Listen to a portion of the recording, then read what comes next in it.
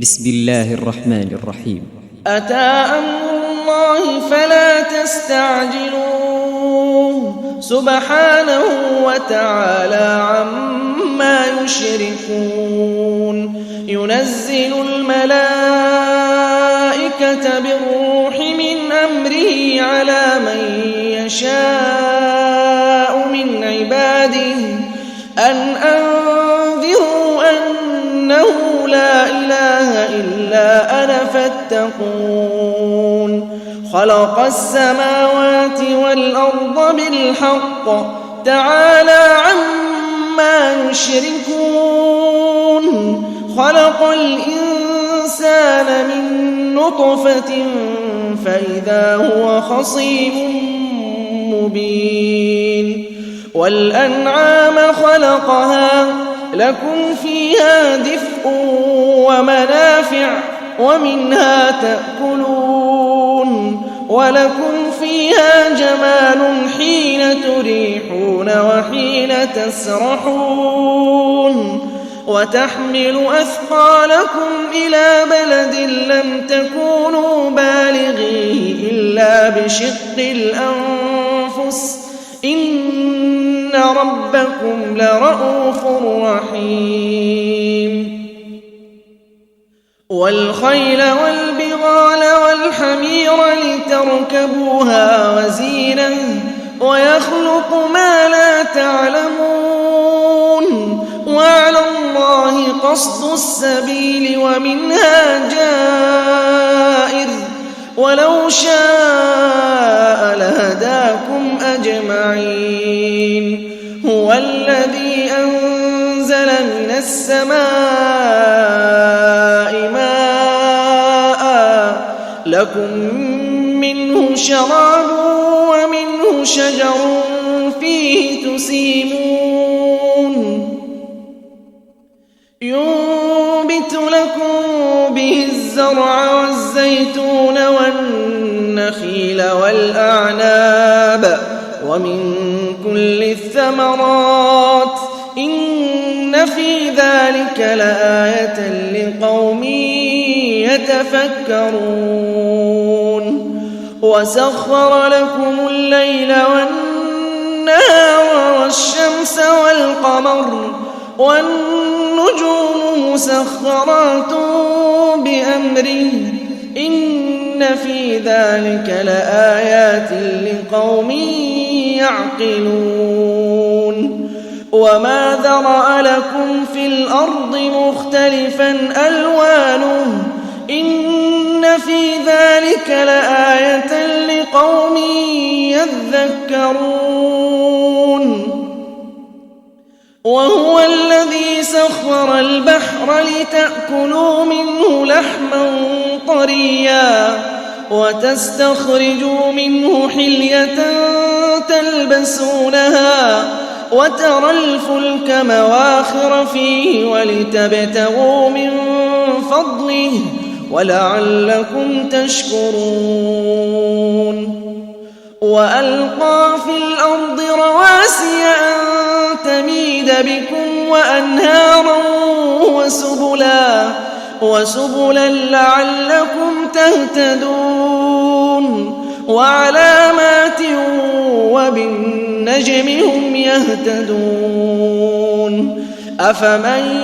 يخلق كمن لا يخلق أفلا تذكرون. وإن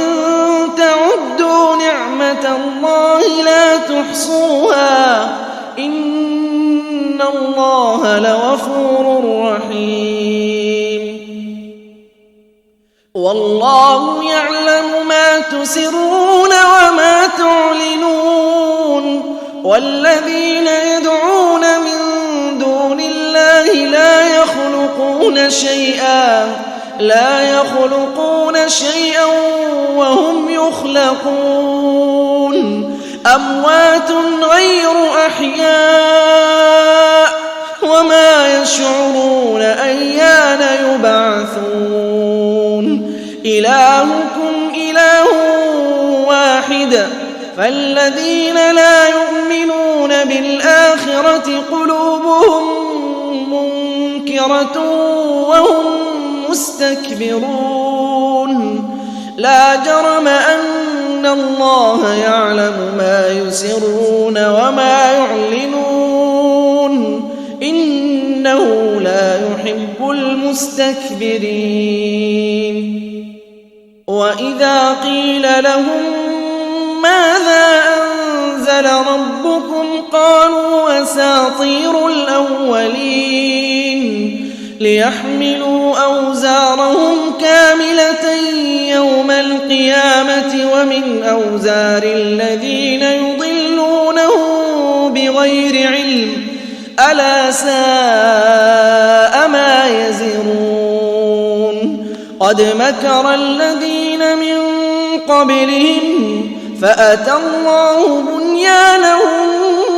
من القواعد فخر عليهم السقف من فوقهم وأتاهم العذاب من حيث لا يشعرون ثم يوم القيامة يخزيهم ويقول أين شركائي الذين كنتم تشاقون فيهم قال الذين أوتوا العلم إن الخزي اليوم والسوء على الكافرين الذين تتوفاهم الملائكة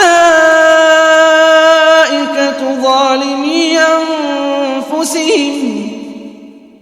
فألقوا السلم ما كنا نعمل من سوء بلى إن الله عليم بما كنتم تعملون فادخلوا أبواب جهنم خالدين فيها فلبئس مثوى المتكبرين وقيل للذين اتقوا ماذا أنزل ربكم قالوا خيرا للذين أحسنوا في هذه الدنيا حسنة ولدار الآخرة خير ولنعم دار المتقين جنات عدن يدخلونها تجري من تحتها الأنهار لهم فيها ما يشاءون كذلك يجزي الله المتقين الذين تتوفاهم الملائكة طيبين يقولون سلام عليكم ادخلوا الجنة بما كنتم تعملون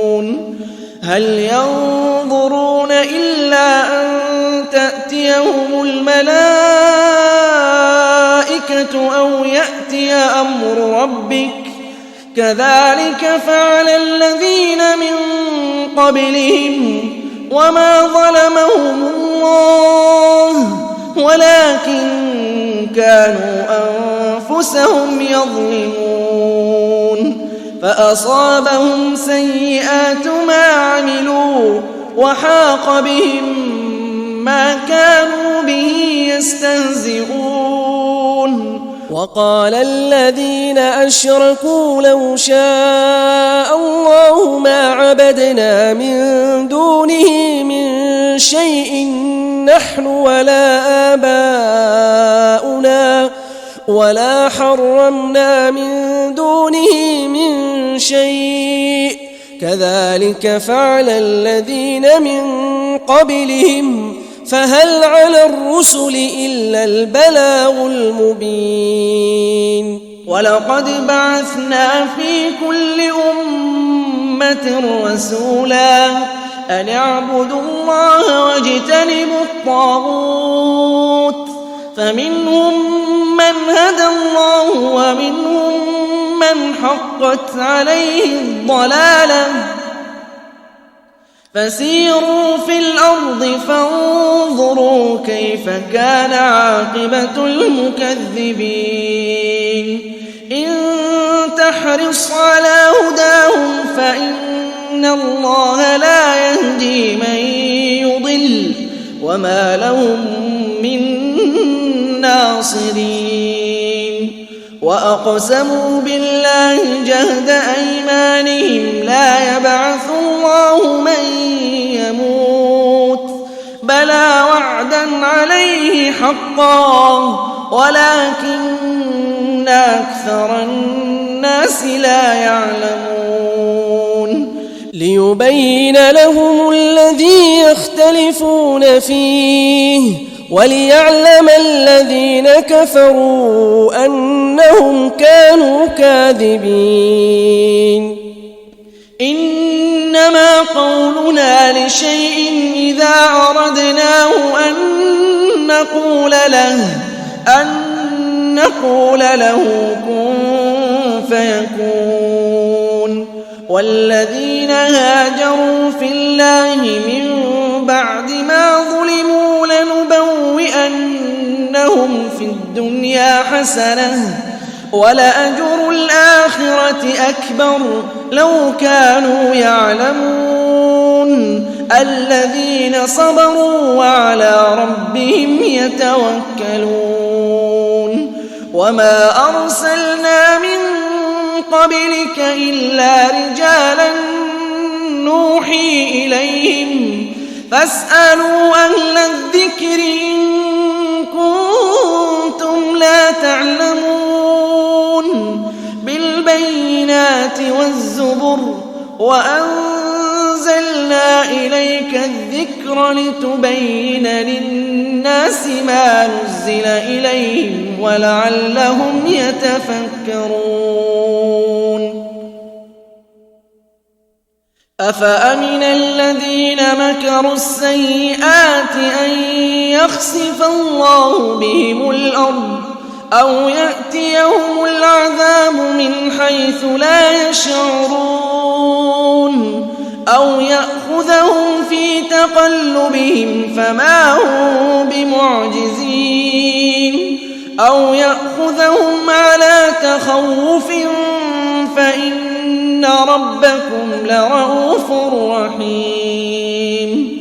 أولم يروا إلى ما خلق الله من شيء يتفيأ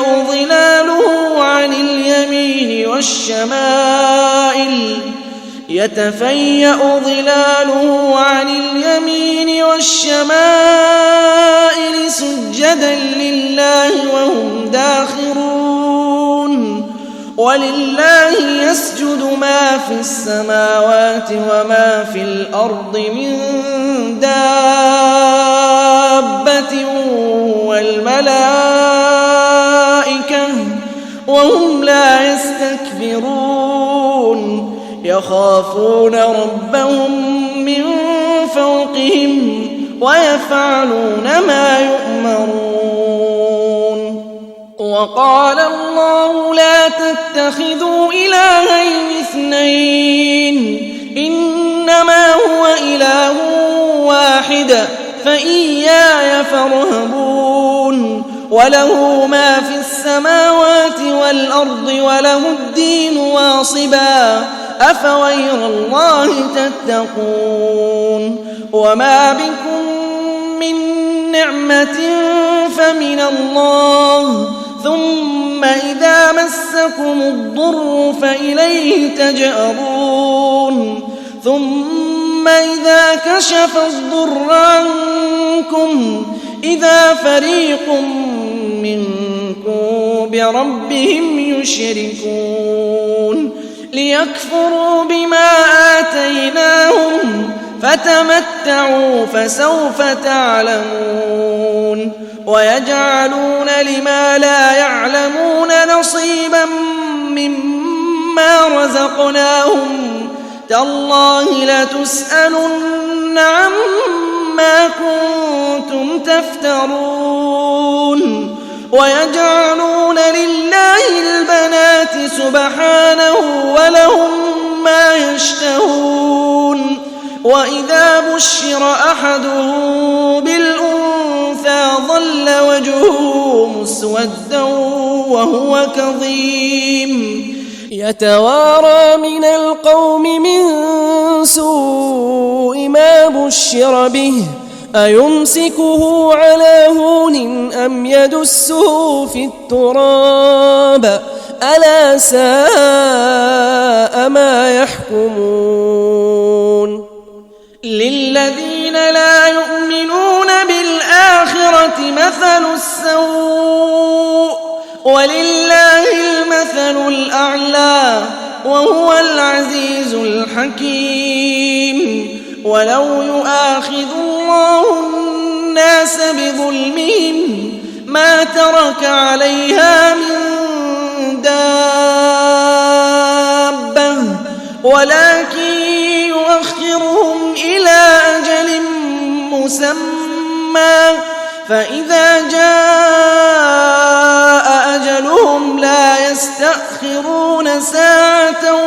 ولا يستقدمون ويجعلون لله ما يكرهون وتصف ألسنتهم الكذب أن لهم الحسنى لا جرم أن لهم النار وأنهم مفرطون تالله لقد أرسلنا إلى من قبلك فزين لهم الشيطان أعمالهم فهو وليهم اليوم ولهم عذاب أليم وما أنزلنا عليك الكتاب إلا لتبين لهم الذي اختلفوا فيه وهدى ورحمة لقوم يؤمنون والله أنزل من السماء ماء فأحيا به الأرض بعد موتها إن في ذلك لآية لقوم يسمعون وإن لكم في الأنعام لعبرة نسقيكم مما في بطونه من بين فرث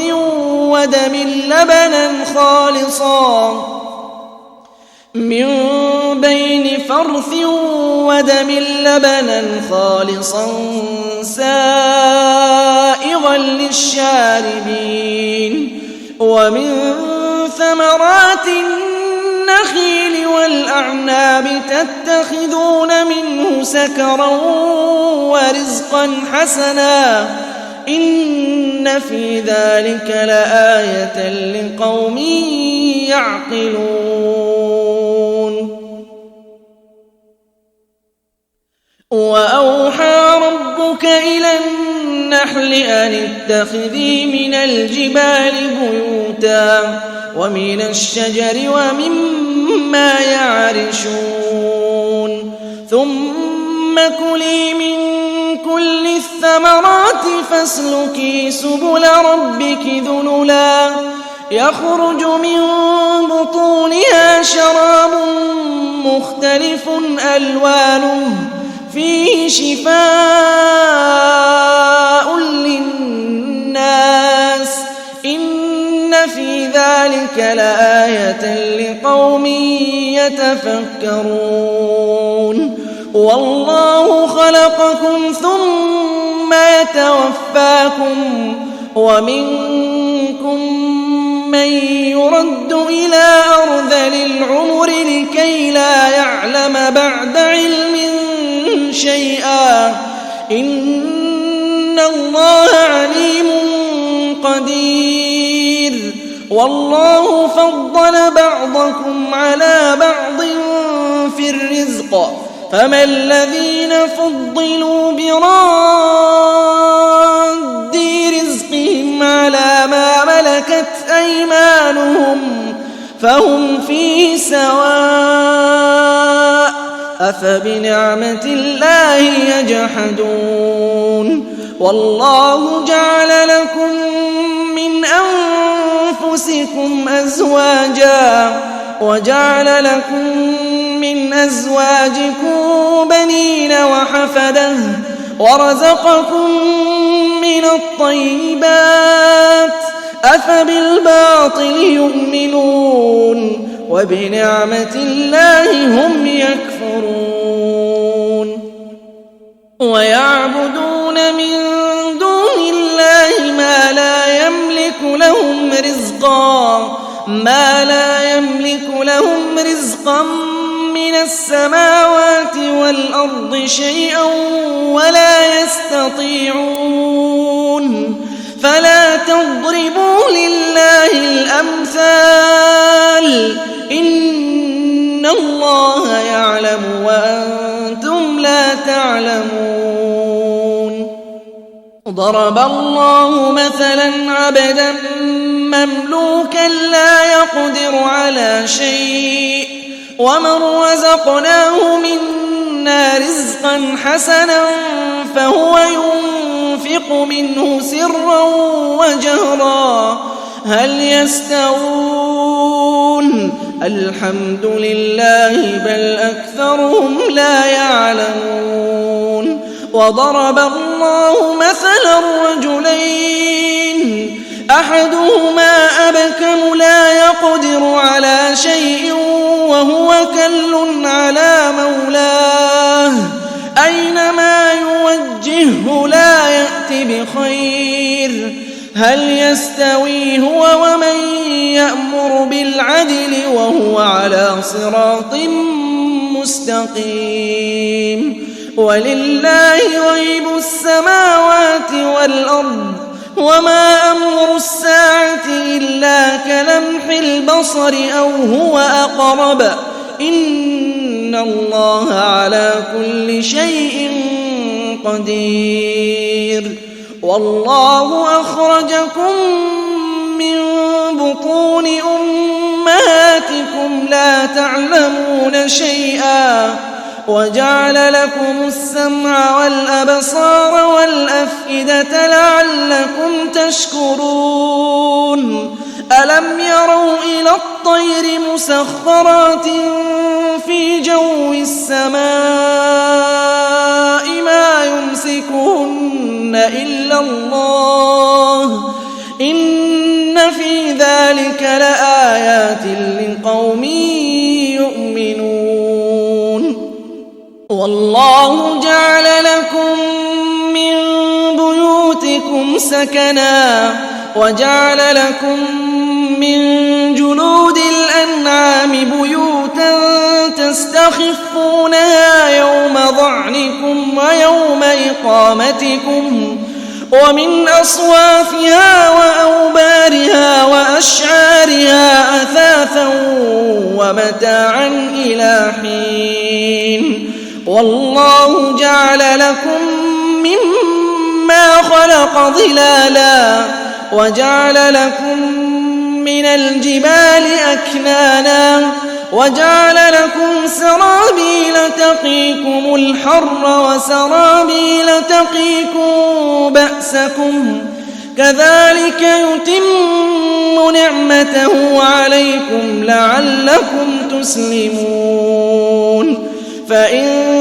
تولوا فإنما عليك البلاغ المبين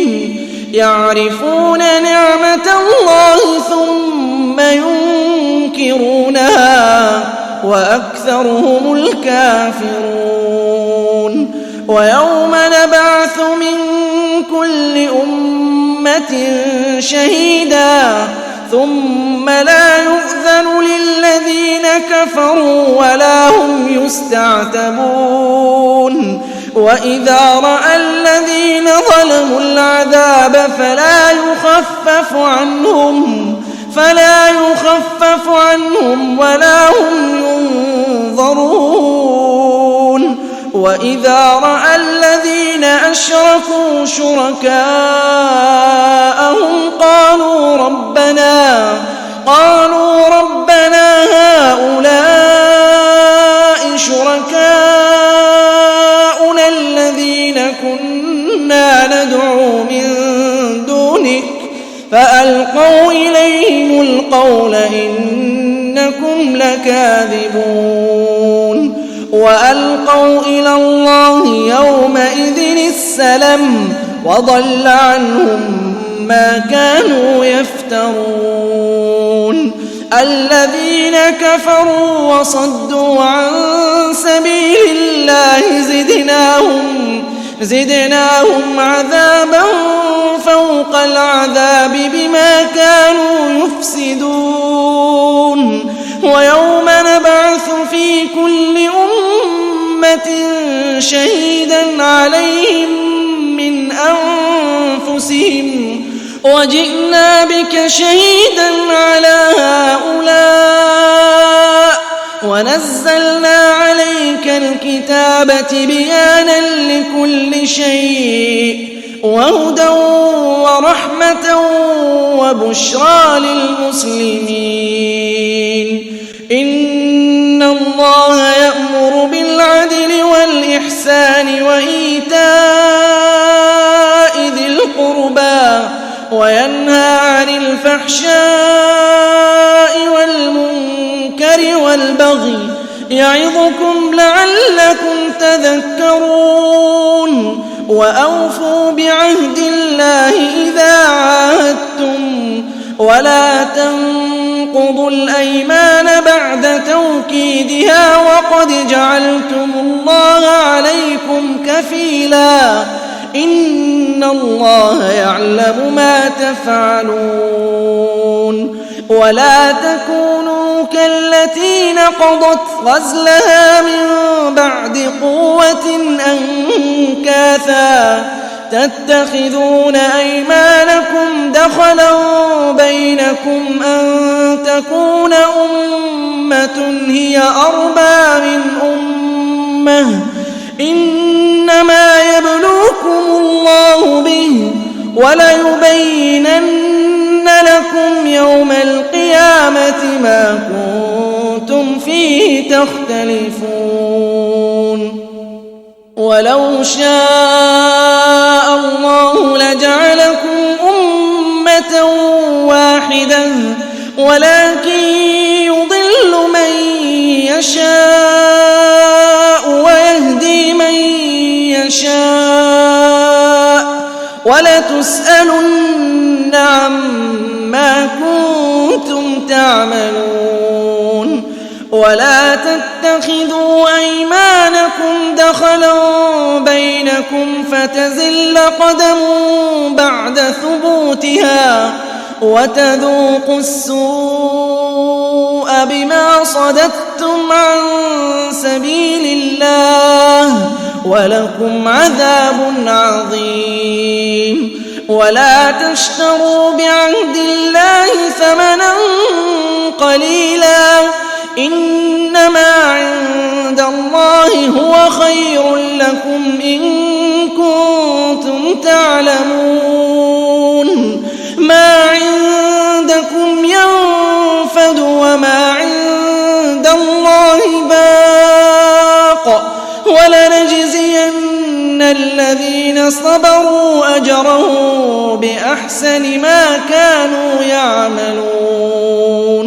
من عمل صالحا من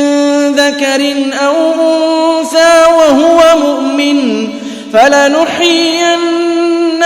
حياة طيبة ولنجزينهم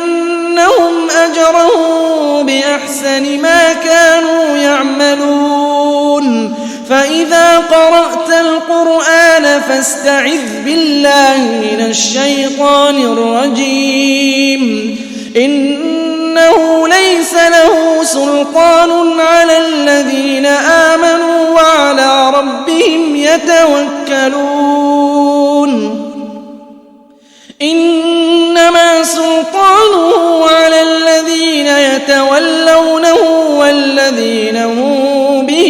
يشركون وإذا بدلنا آية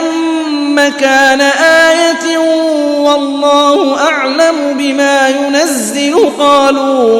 قالوا إنما أنت مفتر بل أكثرهم لا يعلمون قل نزله روح القدس من ربك بالحق ليثبت الذين آمنوا وهدى وبشرى للمسلمين ولقد نعلم أنهم يقولون إنما يعلمه بشر لسان الذي يلحدون إليه أعجمي وهذا لسان عربي مبين إن الذين لا يؤمنون بآيات الله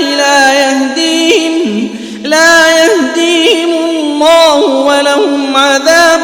أليم إنما يفتري الكذب الذين لا يؤمنون بآيات الله وأولئك هم الكاذبون من كفر بالله من بعد إيمانه إلا من أكره وقلبه مطمئن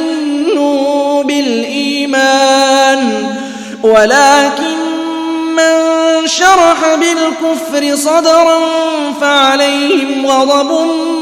من الله ولهم عذاب عظيم ذلك بأنهم استحبوا الحياة الدنيا على الآخرة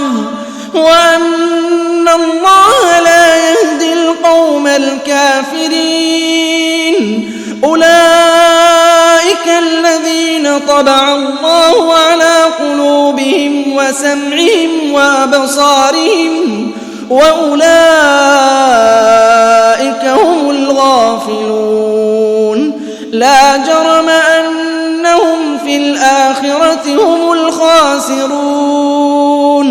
ثم إن ربك للذين هاجروا من بعد ما فتنوا ثم جاهدوا وصبروا إن ربك من بعدها لغفور رحيم يوم تأتي كل نفس تجادل عن نفسها وتوفى كل نفس ما عملت وهم لا يظلمون وضرب الله مثلا قرية كانت آمنة مطمئنة يأتيها رزقها رغدا من كل مكان فكفرت بأنعم الله فأذاقها الله لباس الجوع والخوف بما كانوا يصنعون ولقد جاءهم رسول منهم فكذبوه فأخذهم العذاب وهم ظالمون فكلوا مما رزقكم الله حلالا طيبا واشكروا نعمة الله إن كنتم إياه تعبدون إنما حرم عليكم الميتة والدم ولحم الخنزير وما أهل لغير الله به فمن اضطر غير باغ ولا عاد فإن الله غفور رحيم ولا تقولوا لما تصف ألسنتكم الكذب هذا حلال وهذا حرام لتفتروا على الله الكذب إن الذين يفترون على الله الكذب لا يفلحون متاع قليل ولهم عذاب أليم وعلى الذين هادوا حرمنا ما قصصنا عليك من قبل وما ظلمناهم ولكن كانوا أنفسهم يظلمون ثم إن ربك للذين عملوا السوء بجهالة ثم تابوا من بعد ذلك وأصلحوا إن ربك من بعدها لغفور رحيم إن إبراهيم كان أمة قانتا لله حنيفا ولم يك من المشركين شاكرا لأنعمه اجتباه وهداه إلى صراط مستقيم وآتيناه في الدنيا حسنة وإنه في الآخرة لمن الصالحين ثم أوحينا إليك أن اتبع ملة إبراهيم حنيفا وما كان من المشركين إنما جعل السبت على الذين اختلفوا فيه وإن ربك ليحكم بينهم يوم القيامة فيما كانوا فيه يختلفون ادع إلى سبيل ربك بالحكمة والموعظة الحسنة وجادلهم بالتي هي أحسن إن ربك هو أعلم بمن ضل عن سبيله وهو أعلم بالمهتدين وإن عاقبتم فعاقبوا بمثل ما عوقبتم به ولئن صبرتم لهو خير للصابرين واصبر وما صبرك إلا بالله ولا تحزن عليهم ولا تك في ضيق مما يمكرون إن الله مع الذين اتقوا والذين هم محسنون